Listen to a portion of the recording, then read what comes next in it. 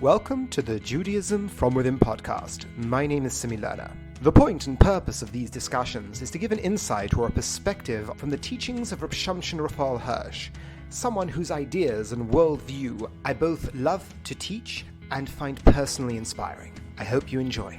There are often terms or concepts that are used within Jewish thought and in Jewish practice that are shared by other denominations of different faiths from around the world, be it in the language that is used, but also in terms of the underlying themes that are being expressed. Now, there is often a lot of value to pinpoint where exactly there are similarities and where there are differences. One reason from my personal point of view that I find it very grounding and useful is that the Jewish tradition has presented itself to me as an individual, and it presents itself with certain ideas. Now, some of these ideas are shared by other denominations and other faiths, but when Judaism differs from them drastically, or when Judaism has a train of thought that differs from them, that settles better within my own experience, settles better within the way I approach the world, to know of this and to integrate it makes an idea similar to what we discussed last week when it came with the shofar, allows me to experience it in a fuller way, allows me to involve more of my being into it. We're going to do something similar this week, but the topic will be confession.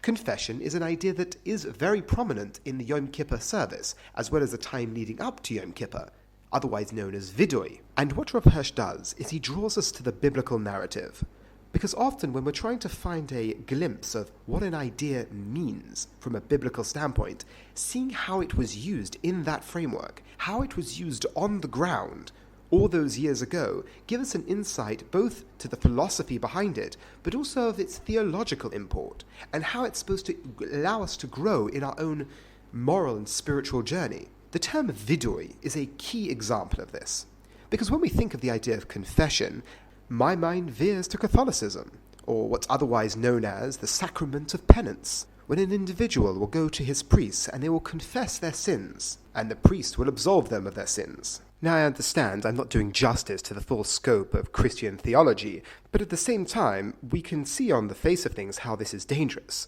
Well, first of all, giving any human being the ability to free you of your sins is both morally dangerous on his front, because that can lead to the worst and most heinous forms of corruption, but also from your own personal point of view. Where in the world is the responsibility in that, if it can just be brushed away?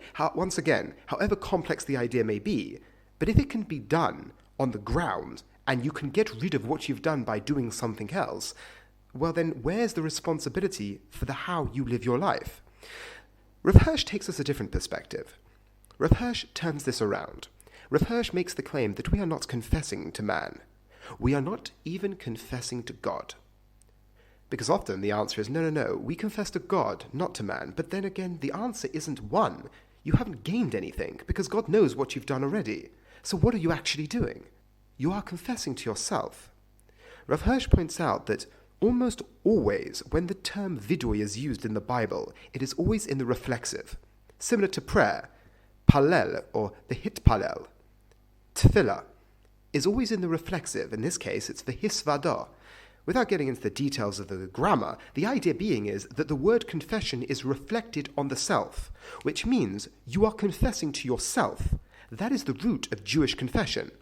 So, before we move on, the idea isn't important how we get there, in terms of how the language works, but the point is when a Jew uses the term vidui, it is primarily used from a biblical standpoint in the reflexive, which means you are confessing to yourself. And Rav Hirsch goes on to explain the power of this idea, because when you confess to yourself, first of all, that makes sense. When I have to draw out something from within me, I have my subconscious part of my existence, and I have to draw something out. I have to draw it to articulate it, to put it in forward of my conscious experience, something that I've done wrong, a part of me that I'm embarrassed about, a part of me that needs work, that I've pushed away, I've pushed to the side. The act of confession, from a biblical standpoint, is drawing that idea to the forefront, pushing that idea in front of me, articulating, I have done this wrong. And Rav Hirsch says that is the first and the most fullest step towards changing one's ways, because if a person has the ability to say, this was wrong, they're halfway to saying, I won't do it again. I can change my ways. If I act in a way in my life, but I never articulate what I've done wrong, well then there's no way of me ever being able to use my determination and my freedom to change what I've done. The act of confession isn't this idea that you're confessing to someone. It means you have the practice or the experience of articulating where you've gone off, allowing your conscious being, your conscious self, to look at that. Have that experience of articulating what you've done wrong to yourself. So granted, this is a fairly short one, but the idea I found very powerful. To recap, confession, not to God and not to man, but to yourself. The first step towards approaching the being that you're trying to become, the first step to approaching the Almighty as a being that you are trying to be, the first step is confession, but vehisvada, to the self. I have to articulate where in my life, where in my relationships, I think I could have done better, where I can improve. And the articulation of that is what we call teshuvah, return. Because once you can articulate, you can put in front of your conscious experience this idea under the category of what I would prefer not to do. I will be halfway on the journey to changing to become the type of person who doesn't do that. Thank you very much for listening, and I hope you have a wonderful Yom Kippur.